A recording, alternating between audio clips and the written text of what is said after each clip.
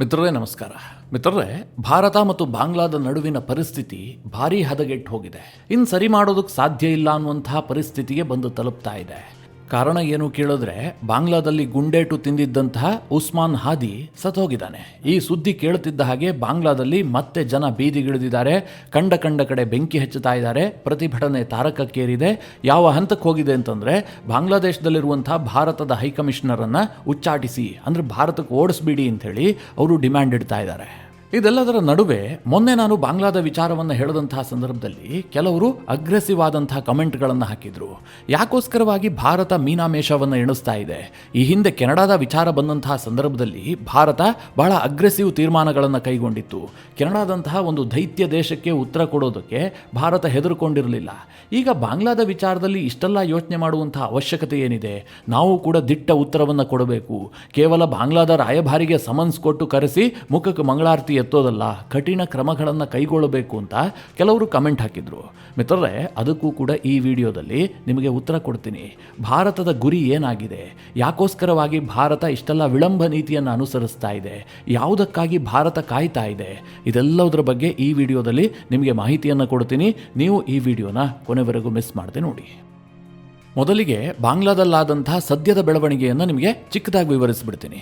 ನಿಮಗೆಲ್ಲ ಗೊತ್ತಿರಬಹುದು, ಡಿಸೆಂಬರ್ 12ನೇ ತಾರೀಕು ಶರೀಫ್ ಉಸ್ಮಾನ್ ಹಾದಿ ಎಂಬಂತವನಿಗೆ ಅಪರಿಚಿತ ಬಂದೂಕುದಾರಿಗಳು ಗುಂಡೇಟು ಹೊಡಿತಾರೆ.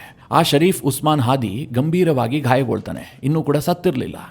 ಈ ಶರೀಫ್ ಉಸ್ಮಾನ್ ಹಾದಿ ಯಾರು ಕೇಳಿದ್ರೆ, ಬಾಂಗ್ಲಾದೇಶದಲ್ಲಿ ಇನ್ಕ್ವಿಲಾಬ್ ಮಂಚ್ ಅನ್ನುವಂಥ ಒಂದು ಸಂಘದ ಸ್ಥಾಪಕ.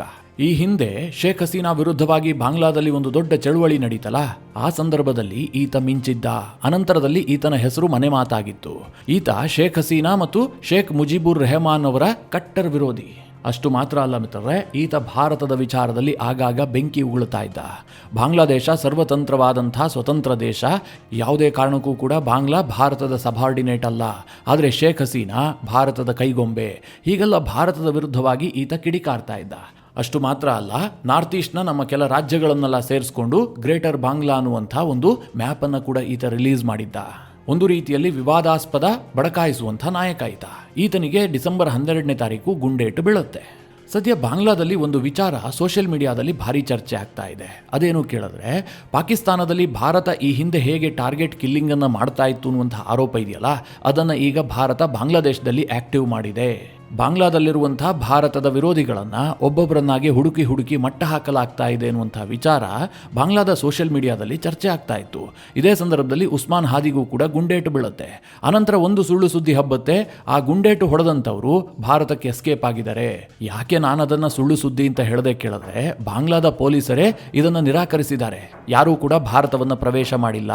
ನಾವು ಈ ಬಗ್ಗೆ ತನಿಖೆಯನ್ನು ಕೈಗೆತ್ಕೊಂಡಿದ್ದೀವಿ ಅಂತ ಬಾಂಗ್ಲಾದ ಪೊಲೀಸರೇ ಹೇಳಿದ್ದಾರೆ. ಅಂದರೆ ಬಾಂಗ್ಲಾ ಸರ್ಕಾರವೂ ಕೂಡ ಹೇಳ್ತಾ ಇಲ್ಲ ಭಾರತದಿಂದ ಬಂದು ಗುಂಡು ಹೊಡೆದಿದ್ದಾರೆ ಅಥವಾ ಗುಂಡು ಹೊಡೆದಂಥವರು ಭಾರತಕ್ಕೆ ಎಸ್ಕೇಪ್ ಆಗಿದ್ದಾರೆ ಅಂತಾಗಲಿ ಯಾರೂ ಕೂಡ ಸ್ಪಷ್ಟವಾಗಿ ಹೇಳ್ತಾ ಇಲ್ಲ. ಆದರೆ ಸೋಷಿಯಲ್ ಮೀಡಿಯಾದಲ್ಲಿ ಆ ರೀತಿಯ ಚರ್ಚೆಗಳು ನಡೀತಾ ಇದ್ವು.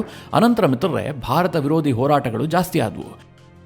ಈ ನಡುವೆ ಡಿಸೆಂಬರ್ 12ನೇ ತಾರೀಕಿಂದ ಡಿಸೆಂಬರ್ 15ರವರೆಗೂ ಕೂಡ ಈ ಉಸ್ಮಾನ್ ಹಾದಿಗೆ ಢಾಕಾದಲ್ಲಿ ಚಿಕಿತ್ಸೆಯನ್ನು ಕೊಡಲಾಗ್ತಾ ಇತ್ತು. ಆದರೆ ಆತನ ಕಂಡೀಷನ್ ಕ್ರಿಟಿಕಲ್ ಆಗ್ತಿದ್ದ ಹಾಗೆ ಆತನನ್ನು ಸಿಂಗಾಪುರದ ಆಸ್ಪತ್ರೆಗೆ ಶಿಫ್ಟ್ ಮಾಡಲಾಯಿತು. ಬಾಂಗ್ಲಾದೇಶದ ಸರ್ಕಾರ ಸ್ಪೆಷಲ್ ಇಂಟ್ರೆಸ್ಟನ್ನು ತೆಗೆದುಕೊಂಡು ಆತನನ್ನು ಏರ್ ಲಿಫ್ಟ್ ಮಾಡುತ್ತೆ. ಹಾಗೆ ನೋಡೋಕೆ ಹೋದರೆ ಈ ಉಸ್ಮಾನ್ ಹಾದಿ ಇದಾನಲ್ಲ, ಈತ ಏನು ಬಾಂಗ್ಲಾದ ಭವಿಷ್ಯ, ದೊಡ್ಡ ಅಸೆಟ್ ಆ ರೀತಿಯಾಗಿ ಏನೂ ಅಲ್ಲ. ಆತ ದೊಡ್ಡ ಮಟ್ಟದಲ್ಲಿ ಈ ಮೊಹಮ್ಮದ್ ಯುನಿಸ್ ಅಧಿಕಾರಕ್ಕೆ ಬರೋದಕ್ಕೆ ಸಹಕಾರವನ್ನು ಕೊಟ್ಟಿದ್ದ. ಅಂದರೆ ಶೇಖ್ ಹಸೀನಾರನ್ನು ದೇಶದಿಂದ ಓಡಿಸೋದ್ರಲ್ಲಿ ಆತನ ಪಾತ್ರ ಬಹಳ ದೊಡ್ಡದಾಗಿತ್ತು. ಹೀಗಾಗಿ ಈ ಉಸ್ಮಾನ್ ಹಾದಿಯನ್ನು ಬದುಕಿಸೋದಕ್ಕೆ ಮೊಹಮ್ಮದ್ ಯುನಿಸ್ ಸರ್ಕಾರ ಸಾಕಷ್ಟು ಪ್ರಯತ್ನವನ್ನು ಪಡುತ್ತೆ. ಆತನನ್ನು ಏರ್ ಲಿಫ್ಟ್ ಮಾಡಿ ಸಿಂಗಾಪುರಕ್ಕೆ ಕೊಂಡೊಯ್ದು ಅಲ್ಲಿ ಚಿಕಿತ್ಸೆಯನ್ನು ಕೊಡಿಸಲಾಗತ್ತೆ. ಈ ನಡುವೆ ಡಿಸೆಂಬರ್ 17ನೇ ತಾರೀಕು ಭಾರತದ ಹೈಕಮಿಷನರ್ ಕಚೇರಿ ಎದುರು, ಅಂದರೆ ಢಾಕಾದಲ್ಲಿ ಬಹಳ ದೊಡ್ಡ ಪ್ರತಿಭಟನೆಯೂ ಕೂಡ ಆಗುತ್ತೆ.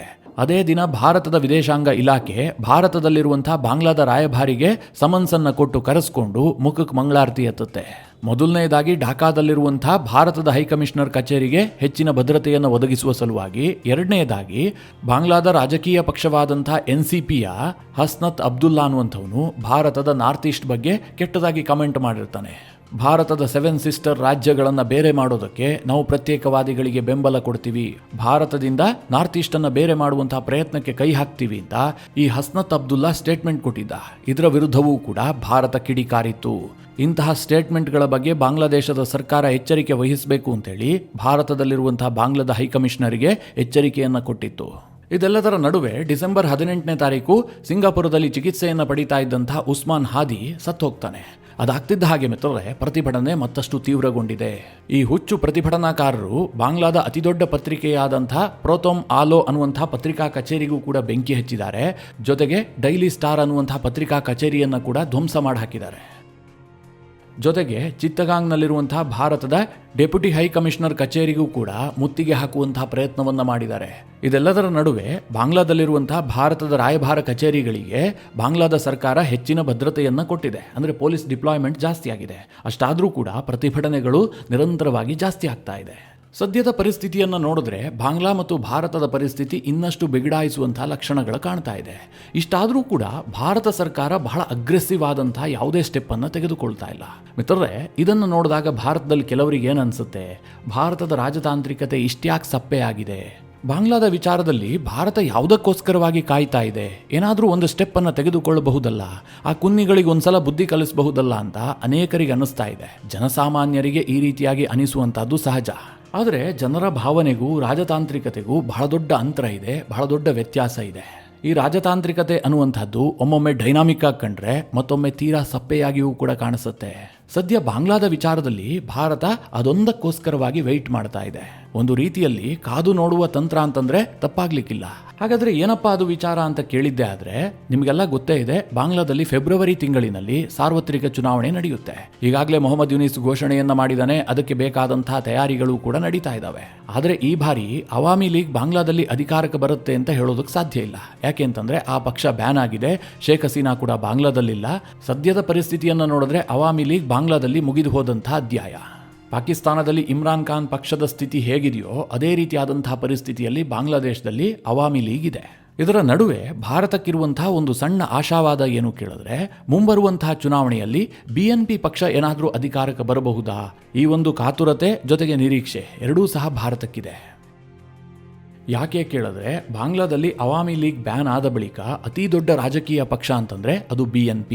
ಬಾಂಗ್ಲಾದೇಶದಲ್ಲಿ ಇರೋದಕ್ಕೆ 10 ರಾಜಕೀಯ ಪಕ್ಷಗಳಿದಾವೆ, ಹೊಸದಾಗಿಯೂ ಕೂಡ ಕೆಲವೊಂದಷ್ಟು ಹುಟ್ಕೊಂಡಿದ್ದಾವೆ. ಆದರೆ ಆ ಎಲ್ಲಾ ಪಕ್ಷಗಳು ಕೂಡ ಒಂದೊಂದು ಪ್ರಾಂತ್ಯಕ್ಕೆ ಸೀಮಿತವಾಗಿದ್ದಾವೆ. ಇಡೀ ಬಾಂಗ್ಲಾದೇಶದಾದ್ಯಂತ ಹೋಲ್ಡ್ ಇಲ್ಲ. ಆದರೆ BNP ಪಕ್ಷ ಇದೆಯಲ್ಲ, ಇದು ಬಾಂಗ್ಲಾದೇಶದಾದ್ಯಂತ ತನ್ನ ನೆಲೆಯನ್ನು ಉಳಿಸಿಕೊಂಡಿದೆ, ತನ್ನ ಕಾರ್ಯಕರ್ತ ಪಡೆಯನ್ನು ಹೊಂದಿದೆ. ಹೀಗಾಗಿ ಮುಂಬರುವಂತಹ ಚುನಾವಣೆಯಲ್ಲಿ BNP ಪಕ್ಷ ಅಧಿಕಾರಕ್ಕೆ ಬರಬಹುದು ಅಂತ ಬಾಂಗ್ಲಾದ ಮಾಧ್ಯಮಗಳೇ ವರದಿ ಮಾಡ್ತಾ ಇದ್ದಾವೆ. ಅಲ್ಲಿನ ಚಿತ್ರಣವೂ ಕೂಡ ಹಾಗೆ ಇದೆ. ಇದರ ನಡುವೆ ಇನ್ನೊಂದು ಡೆವಲಪ್ಮೆಂಟ್ ಆಗ್ತಾ ಇದೆ. BNP ಪಕ್ಷದ ನಾಯಕಿ ಖಾಲಿದಾ ಜಿಯಾ ಈಗಾಗಲೇ ಅನಾರೋಗ್ಯಕ್ಕೊಳಗಾಗಿದ್ದು ಚಿಕಿತ್ಸೆಯನ್ನು ಪಡಿತಾ ಇದ್ದಾರೆ. ಅವರೇನು ಚುನಾವಣೆಯನ್ನು ಎದುರಿಸುವಂತಹ ಕಂಡೀಷನ್ ಅಲ್ಲಿಲ್ಲ. ಹೀಗಿರುವಾಗ ಆ ಖಾಲಿದಾ ಜಿಯಾ ಪುತ್ರ ತಾರಿಕ್ ರೆಹಮಾನ್ ಬಾಂಗ್ಲಾದೇಶಕ್ಕೆ ವಾಪಸ್ ಬರ್ತೀನಿ ಅಂತ ಸ್ಟೇಟ್ಮೆಂಟ್ ಕೊಟ್ಟಿದ್ದಾರೆ. ಅದಕ್ಕಾಗಿ ವೇದಿಕೆ ಕೂಡ ಸಿದ್ಧ ಆಗಿದೆ. ಈ ತಾರಿಕ್ ರೆಹಮಾನ್ ಕಳೆದ 17 ವರ್ಷಗಳಿಂದ ಬಾಂಗ್ಲಾದಿಂದ ಹೊರಗೆ ಇದ್ದಾರೆ. ಈಗ ಡಿಸೆಂಬರ್ 25ನೇ ತಾರೀಕು ತಾರಿಕ್ ರೆಹಮಾನ್ ಬಾಂಗ್ಲಾದೇಶಕ್ಕೆ ವಾಪಸ್ ಆಗ್ತಾ ಇದ್ದಾರೆ. ಅವರಿಗೆ ಗ್ರ್ಯಾಂಡ್ ವೆಲ್ಕಮ್ ಅನ್ನ ಮಾಡಿ ಅವರನ್ನೇ ಪ್ರಧಾನಮಂತ್ರಿ ಅಭ್ಯರ್ಥಿಯಾಗಿ ಘೋಷಿಸೋದಕ್ಕೆ BNP ಪಕ್ಷವೂ ಕೂಡ ಸಿದ್ಧತೆಯನ್ನ ನಡೆಸಿದೆ. ಹೀಗಾಗಿ ಒಂದು ವೇಳೆ ಬಾಂಗ್ಲಾದಲ್ಲಿ BNP ಪಕ್ಷ ಅಧಿಕಾರಕ್ಕೆ ಬಂದಿದ್ದೇ ಆದರೆ ತಾರಿಕ್ ರೆಹಮಾನ್ ಬಾಂಗ್ಲಾದೇಶದ ಮುಂದಿನ ಪ್ರಧಾನಿ ಆಗುವಂತಹದ್ದು ಬಹುತೇಕ ನಿಶ್ಚಿತ. ಭಾರತಕ್ಕೂ ಸಹ ಹೀಗಾದ್ರೆ ಆಗಲಿ ಎನ್ನುವಂತಹ ನಿರೀಕ್ಷೆ ಇದೆ. ಹಾಗಂತ ಮಿತ್ರರೇ, BNP ಪಕ್ಷಕ್ಕೆ ಬಾಂಗ್ಲಾದೇಶದಲ್ಲಿ ಚುನಾವಣಾ ಹಾದಿ ಸುಗಮವಾಗಿದೆ ಅಂತ ಅಂದುಕೊಳ್ಬೇಡಿ. ಈ ಮೊಹಮ್ಮದ್ ಯೂನಿಸ್ ಈ ಹಿಂದೆ ಸ್ಟೇಟ್ಮೆಂಟ್ ಕೊಟ್ಟಿದ್ನಲ್ಲ, ಬಾಂಗ್ಲಾದೇಶದಲ್ಲಿ ಅತ್ಯಂತ ಪಾರದರ್ಶಕವಾದಂತಹ ಚುನಾವಣೆಯನ್ನ ನಡೆಸ್ತೀನಿ ಅಂತ. ಹಾಗೇನೂ ವಾತಾವರಣ ಇಲ್ಲ. ಈ ಹಿಂದೆ 2024 ಫೆಬ್ರವರಿಯಲ್ಲಿ ಚುನಾವಣೆ ನಡೆದಿತ್ತಲ್ಲ, ಅದಕ್ಕಿಂತಲೂ ಕೆಟ್ಟ ವಾತಾವರಣ ಬಾಂಗ್ಲಾದೇಶದಲ್ಲಿ ಈ ಬಾರಿ ಇದೆ. ಬಾಂಗ್ಲಾದೇಶದ ಕ್ರೈಮ್ ರೇಟ್ ಅನ್ನು ನೋಡಿದ್ರೆ ಜನ ಕಂಗಾಲಾಗಿ ಹೋಗಬೇಕು. ಕಳೆದ 1 ತಿಂಗಳಿನಲ್ಲಿ 279 ಮರ್ಡರ್ ಆಗಿದೆ. 1744 ಮಹಿಳೆಯರ ಮೇಲೆ ದೌರ್ಜನ್ಯದ ಕೇಸು ದಾಖಲಾಗಿದೆ. 1110 ದರೋಡೆ ಮತ್ತು ಕಳ್ಳತನದ ಕೇಸ್ ದಾಖಲಾಗಿದೆ. ಅಷ್ಟೇ ಏಕೆ ಮಿತ್ರರೇ, ಕಳೆದ 1 ವರ್ಷದಲ್ಲಿ 4809 ಮರ್ಡರ್ ಆಗಿದೆ. ಇದರಲ್ಲಿ ಬಹುಪಾಲು ಕೊಲೆಗಳು ನಡೆದಿರುವಂತಹದ್ದು ರಾಜಕೀಯ ದುರುದ್ದೇಶದಿಂದಾಗಿ. ನಿನ್ನೆಯೂ ಕೂಡ ಬಾಂಗ್ಲಾದೇಶದಲ್ಲಿ BNPಯ ಓರ್ವ ನಾಯಕನ ಹತ್ಯೆಯಾಗಿದೆ. ಜೊತೆಗೆ ಚುನಾವಣೆಗೆ ನಿಂತವರನ್ನ ಬೆದರಿಸುವಂತಹ ಕೆಲಸವೂ ಕೂಡ ಆಗ್ತಾ ಇದೆ. ಈಗಾಗಲೇ BNPಯಿಂದ ನಾಮಿನೇಷನ್ ಸಲ್ಲಿಸಿದಂತಹ ಓರ್ವ ಅಭ್ಯರ್ಥಿ ನಾಮಿನೇಷನ್ ಅನ್ನು ವಾಪಸ್ ಪಡೆದಿದ್ದಾನೆ. ಯಾಕೆಂತಂದ್ರೆ ತನಗೆ ಜೀವ ಭಯ ಇದೆ ಅಂತ. ಈ ರೀತಿಯಾದಂತಹ ಚುನಾವಣೆ ಈ ಬಾರಿ ಬಾಂಗ್ಲಾದಲ್ಲಿ ನಡೀತಾ ಇದೆ. ಇಂತಹ ಸಂದರ್ಭದಲ್ಲಿ BNP ಅಧಿಕಾರಕ್ಕೆ ಬರುವಂತಹದ್ದು ಕೂಡ ಅಷ್ಟು ಸುಲಭ ಇಲ್ಲ. ಸದ್ಯ ಅಡ್ವೈಸರ್ ಆಗಿ ಮಧ್ಯಂತರ ಸರ್ಕಾರದ ಮುಖ್ಯಸ್ಥನಾಗಿರುವಂತಹ ಮೊಹಮ್ಮದ್ ಯುನೀಸ್ನ ಬಯಕೆಯೂ ಕೂಡ ಬಾಂಗ್ಲಾದಲ್ಲಿ ಒಂದು ಸುಸ್ಥಿರ ಸರ್ಕಾರ ರಚನೆ ಮಾಡುವಂತಹದ್ದಾಗಿಲ್ಲ. ಯಾರಿಗೂ ಬಹುಮತ ಬರದೆ ಒಂದು ಚೌಚೌ ಗವರ್ನಮೆಂಟ್ ನಿರ್ಮಾಣ ಆಗಿದ್ದೆ ಆದ್ರೆ ತನ್ನ ಬೇಳೆ ಬೇಯುತ್ತೆ ಎನ್ನುವಂತಹದ್ದು ಮೊಹಮ್ಮದ್ ಯುನೀಸ್ನ ಲೆಕ್ಕಾಚಾರ. ಅದಕ್ಕೆ ಬೇಕಾದ ಹಾಗೆ ವೇದಿಕೆಯನ್ನ ಆತ ಸಿದ್ಧಪಡಿಸ್ತಾ ಇದ್ದಾನೆ. ಆದರೆ ಭಾರತಕ್ಕೊಂದು ನಿರೀಕ್ಷೆ, ಒಂದು ವೇಳೆ BNP ಏನಾದರೂ ಅಧಿಕಾರಕ್ಕೆ ಬಂದಿದ್ದೆ ಆದ್ರೆ ಬಾಂಗ್ಲಾ ಮತ್ತು ಭಾರತದ ಸಂಬಂಧ ಸ್ವಲ್ಪ ಸುಧಾರಿಸಬಹುದು ಅಂತ. ನಮ್ಮ ಕನ್ನಡದಲ್ಲಿ ಒಂದು ನಾಡ್ನುಡಿ ಇದೆ, ನಿಮಗೆಲ್ಲ ಗೊತ್ತಿರಬಹುದು, ಒಂದು ಮಳೆಗೆ ಒಂದು ಕೊಡೆಯನ್ನು ಹರಿಯೋದಕ್ಕೆ ಸಾಧ್ಯ ಇಲ್ಲ ಅಂತ. ಅಂದರೆ ಈಗ ಬಾಂಗ್ಲಾದೇಶದಲ್ಲಿ ಏನೋ ಪರಿಸ್ಥಿತಿ ನಿರ್ಮಾಣ ಆಗಿದೆಯಲ್ಲ, ಇದಕ್ಕೋಸ್ಕರವಾಗಿ ಬಾಂಗ್ಲಾದ ಜೊತೆಗಿನ ನಮ್ಮ ಸಂಬಂಧವನ್ನು ಶಾಶ್ವತವಾಗಿ ಬಲಿ ಕೊಡಬಾರದು ಅನ್ನುವಂಥದ್ದು ಭಾರತದ ಉದ್ದೇಶ. ಅದೇ ಕಾರಣದಿಂದ ಚುನಾವಣೆ ಆಗುವವರೆಗೂ ಕೂಡ ಭಾರತ ಕಾಯುವಂತಹ ನಿರ್ಧಾರ ಮಾಡ್ತಾ ಇದೆ. ಒಂದು ವೇಳೆ ಅಲ್ಲಿ BNP ಸರ್ಕಾರ ಬಂದಿದ್ದೇ ಆದರೆ ಮತ್ತೆ ಸಂಬಂಧವನ್ನು ಸಹಜ ಸ್ಥಿತಿಗೆ ತರೋದಕ್ಕೂ ಕೂಡ ಈಗಾಗಲೇ ಭಾರತ ಪ್ರಯತ್ನವನ್ನು ಆರಂಭಿಸಿದೆ. ಇದೆಲ್ಲ ಹೇಗೆ ಹೊರ ಜಗತ್ತಿಗೆ ತಿಳಿತಾ ಇದೆ ಕೇಳಿದ್ರೆ, ಖಾಲಿದಾ ಜಿಯಾ ಈಗಾಗಲೇ ಆಸ್ಪತ್ರೆಯಲ್ಲಿ ಚಿಕಿತ್ಸೆಯನ್ನು ಪಡಿತಾ ಇದ್ದಾರಲ್ಲ, ಪ್ರಧಾನಿ ನರೇಂದ್ರ ಮೋದಿ ಅವರು ಮೊನ್ನೆ ಒಂದು ಟ್ವೀಟ್ ಮಾಡಿದ್ರು, ಬೇಗಂ ಖಾಲಿದಾ ಜಿಯಾ ಆದಷ್ಟು ಶೀಘ್ರವಾಗಿ ರಿಕವರ್ ಆಗಲಿ. ಒಂದು ವೇಳೆ ಅವರ ಆರೋಗ್ಯ ಸುಧಾರಣೆಗೆ ಭಾರತದ ಸಹಕಾರ ಬೇಕಾಗಿದ್ರೆ ಅದನ್ನ ಕೊಡೋದಕ್ಕೆ ನಾವು ಸಿದ್ಧ ಇದ್ದೀವಿ ಹೀಗಂತ ಪ್ರಧಾನಿ ನರೇಂದ್ರ ಮೋದಿ ಅವರು ಟ್ವೀಟ್ ಮಾಡಿದ್ರು. ಇದಕ್ಕೆ BNP ಪಕ್ಷವೂ ಕೂಡ ಪ್ರತಿಕ್ರಿಯೆಯನ್ನ ಕೊಟ್ಟು ಧನ್ಯವಾದವನ್ನ ಹೇಳಿತ್ತು. ಈ ಟ್ವೀಟ್ನ ಔಚಿತ್ಯ ಏನು ಕೇಳಿದ್ರೆ ಇಷ್ಟೇ, ಬಾಂಗ್ಲಾದೇಶದಲ್ಲಿ ಮುಂದೆ BNP ಪಕ್ಷ ಅಧಿಕಾರಕ್ಕೆ ಬರಬಹುದು, ಆ ಸರ್ಕಾರ ನಮ್ಮ ಜೊತೆಗೆ ಚೆನ್ನಾಗಿರಬೇಕು ಅನ್ನುವಂತಹ ಕಾರಣಕ್ಕೋಸ್ಕರವಾಗಿ ಈ ಪ್ರಯತ್ನವನ್ನು ಭಾರತದ ಪ್ರಧಾನಿ ಮಾಡಿದ್ರು. ಆದರೆ ಭಾರತದ ಈ ಪ್ರಯತ್ನಕ್ಕೆ ಕಂಪ್ಲೀಟ್ ಆಗಿ ಯಶಸ್ಸು ಸಿಕ್ಕೇ ಬಿಡುತ್ತೆ ಅಂತ ಹೇಳೋದಕ್ಕೆ ಸಾಧ್ಯ ಇಲ್ಲ. ಅಂದ್ರೆ ಒಂದು ವೇಳೆ BNP ಪಕ್ಷ ಬಾಂಗ್ಲಾದಲ್ಲಿ ಅಧಿಕಾರಕ್ಕೆ ಬಂದರೂ ಕೂಡ ಭಾರತ ಮತ್ತು ಬಾಂಗ್ಲಾದ ಸಂಬಂಧ ಸುಧಾರಣೆ ಆಗಿಯೇ ಬಿಡುತ್ತೆ ಅಂತ ಶರ ಬರೆಯೋದಕ್ಕೆ ಸಾಧ್ಯ ಇಲ್ಲ. ಯಾಕೆ ಅಂತಂದ್ರೆ BNP ಪಕ್ಷದ ಟ್ರ್ಯಾಕ್ ರೆಕಾರ್ಡ್ ಕೂಡ ಅತ್ಯಂತ ಕೆಟ್ಟದಾಗಿದೆ.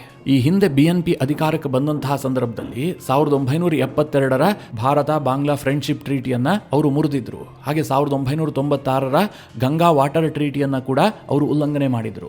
BNP ಪಕ್ಷ ಅಧಿಕಾರದಲ್ಲಿದ್ದಂತಹ ಸಂದರ್ಭದಲ್ಲಿ ನಮ್ಮ ನಾರ್ತ್ ಈಸ್ಟ್ ನಲ್ಲಿ ರೆಬೆಲ್ ಗ್ರೂಪ್ಗಳು ಹೆಚ್ಚು ಆಕ್ಟಿವ್ ಆಗಿದ್ವು. ಅವುಗಳಿಗೆ ಶಸ್ತ್ರಾಸ್ತ್ರವನ್ನ ಪೂರೈಸ್ತಾ ಇದ್ದಂತಹ ಆರೋಪವೂ ಕೂಡ BNP ಪಕ್ಷದ ಮೇಲಿತ್ತು. ಅಷ್ಟೇ ಏಕೆ, 2013ರಲ್ಲಿ ಖಾಲಿದಾ ಜಿಯಾ ಭಾರತದ ರಾಷ್ಟ್ರಪತಿಗಳಾದಂತಹ ಪ್ರಣವ್ ಮುಖರ್ಜಿ ಬಾಂಗ್ಲಾದೇಶಕ್ಕೆ ಬಂದಂತಹ ಸಂದರ್ಭದಲ್ಲಿ ಅವರನ್ನ ಭೇಟಿಯಾಗೋದಕ್ಕೂ ಕೂಡ ನಿರಾಕರಿಸಿದ್ರು. ಆದರೆ ನರೇಂದ್ರ ಮೋದಿ ಸರ್ಕಾರಕ್ಕಿರುವಂತಹ ವಿಶ್ವಾಸ ಏನು ಕೇಳಿದ್ರೆ, ನಂತರ ಖಾಲಿದಾ ಜಿಯಾ ಅಧಿಕಾರವನ್ನು ಕಳೆದುಕೊಳ್ತಾರಲ್ಲ, ಶೇಖ್ ಹಸೀನಾ ಅಧಿಕಾರಕ್ಕೆ ಬರ್ತಾರಲ್ಲ, ಅದಾದ ಬಳಿಕ ಪ್ರಧಾನಿ ನರೇಂದ್ರ ಮೋದಿ ಅವರು ಬಾಂಗ್ಲಾದೇಶದ ಪ್ರವಾಸವನ್ನು ಕೈಗೊಂಡಿದ್ರು. 2015ರಲ್ಲಿ ಖಾಲಿದಾ ಜಿಯಾ ಬಾಂಗ್ಲಾದ ವಿಪಕ್ಷ ನಾಯಕಿಯಾಗಿದ್ದಂತಹ ಸಂದರ್ಭದಲ್ಲೂ ಕೂಡ ಅವರನ್ನ ಭೇಟಿಯಾಗಿ ಮಾತುಕತೆಯನ್ನು ನಡೆಸಿದ್ರು. ಹೀಗಾಗಿ BNP ಪಕ್ಷ ಅಧಿಕಾರಕ್ಕೆ ಬಂದಿದ್ದೇ ಆದರೆ ಬಾಂಗ್ಲಾ ಮತ್ತು ಭಾರತದ ಚಾನಲ್ ಕಂಪ್ಲೀಟ್ ಆಗಿ ಬಂದ್ ಆಗೋದಿಲ್ಲ. ಎರಡೂ ದೇಶದ ಸಂಬಂಧವನ್ನು ಸಹಜ ಸ್ಥಿತಿಯಲ್ಲಿ ಮುಂದುವರಿಸೋದಕ್ಕೆ ಒಂದು ಅವಕಾಶ ಇರುತ್ತೆ ಎನ್ನುವಂಥದ್ದು ಭಾರತದ ನಿರೀಕ್ಷೆ. ಅದಕ್ಕೋಸ್ಕರವಾಗಿ ಮಿತ್ರರೇ, ಭಾರತ ಸರ್ಕಾರ ಇಷ್ಟೆಲ್ಲ ತಾಳ್ಮೆಯನ್ನು ತೆಗೆದುಕೊಳ್ತಾ ಇದೆ. ನಿಮಗೆ ನೆನಪಿರಲಿ, ಬಾಂಗ್ಲಾದೇಶ ನಮಗೆ ನೆರೆಯ ದೇಶ. ಒಂದು ವೇಳೆ ನಾವು ಅದರ ಜೊತೆಗೆ ಕಂಪ್ಲೀಟ್ ಆಗಿ ಸಂಬಂಧವನ್ನು ಹದಗೆಡಿಸಿಕೊಂಡಿದ್ದೇ ಆದರೆ ನಮಗೆ ಸಾಕಷ್ಟು ಸಮಸ್ಯೆಗಳು ಉಲ್ಬಣಿಸುತ್ತೆ. ಈಗ ಬಾಂಗ್ಲಾದೇಶದಿಂದ ನಮಗೇನೋ ದೊಡ್ಡ ಮಟ್ಟದಲ್ಲಿ ಥ್ರೆಟ್ ಆಗುತ್ತೆ ಅಂತಲ್ಲ, ಒಂಥರ ಕಿರಿಕಿರಿ. ಆ ಕಿರಿಕಿರಿಯನ್ನು ಯಾವುದು ಹೋಲಿಸಬಹುದು ಅಂತಂದರೆ, ನೀವು ನೆಮ್ಮದಿಯಾಗಿ ನಿದ್ರೆ ಮಾಡಬೇಕು ಅಂತ ಮಲಗಿರ್ತೀರಿ, ಒಂದು 4 ಸೊಳ್ಳೆಗಳು ಬಂದು ನಿಮ್ಮ ಕಿವಿಯ ಬಳಿಯಲ್ಲಿ ಸೌಂಡ್ ಮಾಡೋದಕ್ಕೆ ಶುರು ಮಾಡಿದ್ದೇ ಆದರೆ ನೀವು ನೆಮ್ಮದಿಯಾಗಿ ನಿದ್ರೆ ಮಾಡೋದಕ್ಕಾದರೂ ಸಾಧ್ಯ ಇದೆಯಾ? ಹೀಗಾಗಿ ಬಾಂಗ್ಲಾ ಜೊತೆಗೆ ಒಂದು ಸ್ಟೇಬಲ್ ಆದಂತಹ ಸಂಬಂಧವನ್ನು ಇಟ್ಟುಕೊಳ್ಳುವಂಥದ್ದು ಭಾರತಕ್ಕೊಂದು ಸ್ವಲ್ಪ ಅನಿವಾರ್ಯತೆಯೂ ಕೂಡ ಇದೆ. ಅದಾಗಲೇ ಇಲ್ಲ. ಹೊಸ ಸರ್ಕಾರ ಬಂದಿದ್ದು ಕೂಡ ಭಾರತ ವಿರೋಧಿಯಾಗಿಯೇ ವರ್ತಿಸ್ತಾ ಇದೆ. ಅಂತಹ ಸನ್ನಿವೇಶದಲ್ಲಿ ನಾವು ಮುಂದೇನು ಮಾಡಬೇಕು ಅಂತ ಡಿಸೈಡ್ ಮಾಡೋಣ ಅನ್ನುವಂಥದ್ದು ಭಾರತ ಸರ್ಕಾರದ ಈಗಿನ ಸ್ಟ್ಯಾಂಡ್. ಈ ರಾಜತಾಂತ್ರಿಕತೆಯಲ್ಲಿ ಯಾವ ದೇಶವೂ ಕೂಡ ಪರ್ಮನೆಂಟ್ ಶತ್ರುನೂ ಅಲ್ಲ, ಯಾವ ದೇಶವೂ ಕೂಡ ಪರ್ಮನೆಂಟ್ ಮಿತ್ರನೂ ಕೂಡ ಅಲ್ಲ. ಪರಿಸ್ಥಿತಿಗೆ ತಕ್ಕಂತೆ ದಾಳಗಳನ್ನು ಉರುಳಿಸ್ತಾ ಹೋಗಲಾಗುತ್ತೆ. 2021ರಲ್ಲಿ ತಾಲಿಬಾನಿಗಳು ಅಫ್ಘಾನಿಸ್ತಾನದಲ್ಲಿ ಅಧಿಕಾರಕ್ಕೆ ಬಂದಂತಹ ಸಂದರ್ಭದಲ್ಲಿ ಮುಂದೊಂದು ದಿನ ತಾಲಿಬಾನ್ ಭಾರತದ ಮಿತ್ರನಾಗತ್ತೆ ಅಂತ ಯಾರಾದರೂ ಊಹೆ ಮಾಡೋದಕ್ಕಾದರೂ ಸಾಧ್ಯ ಇತ್ತಾ? ಇವತ್ತು ಅಫ್ಘಾನಿಸ್ತಾನದಲ್ಲಿರುವಂತಹ ತಾಲಿಬಾನ್ ಸರ್ಕಾರಕ್ಕೂ ಭಾರತಕ್ಕೂ ಯಾವ ರೀತಿಯಾಗಿ ಸಂಬಂಧ ಬೆಳೆದಿದೆ ಅಂತ ನೀವೇ ನೋಡ್ತಾ ಇದ್ದೀರಿ. ಹೀಗಾಗಿ ಭವಿಷ್ಯದಲ್ಲಿ ಬಾಂಗ್ಲಾದ ವಿಚಾರದಲ್ಲೂ ಕೂಡ ಸಾಕಷ್ಟು ಬೆಳವಣಿಗೆಗಳಾಗ್ತವೆ. ಆ ಸಂದರ್ಭದಲ್ಲಿ ನಿಮಗೆ ತಿಳಿಸ್ಕೊಡುವಂತಹ ಪ್ರಯತ್ನ ಮಾಡ್ತೀನಿ.